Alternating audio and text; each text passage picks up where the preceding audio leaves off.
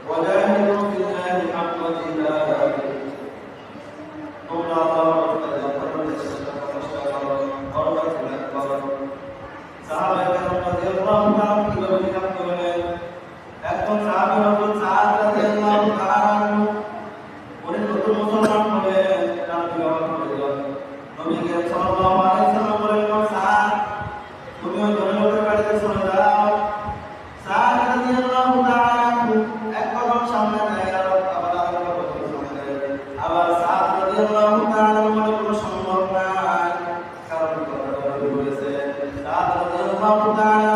ওই লোকের বাড়িতে চলে গেলেন সেই আপনাকে বললেন ওই লোকটা বলে না তোমার সাথে আমি বিয়ে করব না তুমি চলে যাও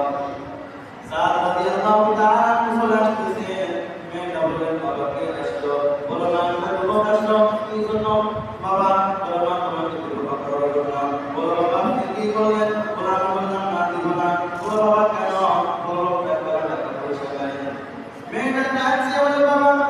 লোকটা কেন বলতে পারে কিন্তু আমার নবী তো কারণ মেয়েটা দিয়ে গেলেন মেয়ের বাবা সাদ রাদিয়াল্লাহু তাআলা থেকে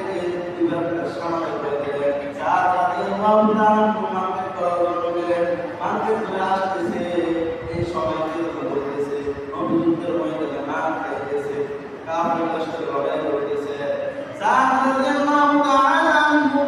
মনে মনে ভাবতে লাগলেন আমি শ্বশুর বাড়িতে আনন্দ করব আর আমার যুদ্ধ করতে মার খাবে এটা তো হতে পারে না সাদ রাদিয়াল্লাহু তাআলা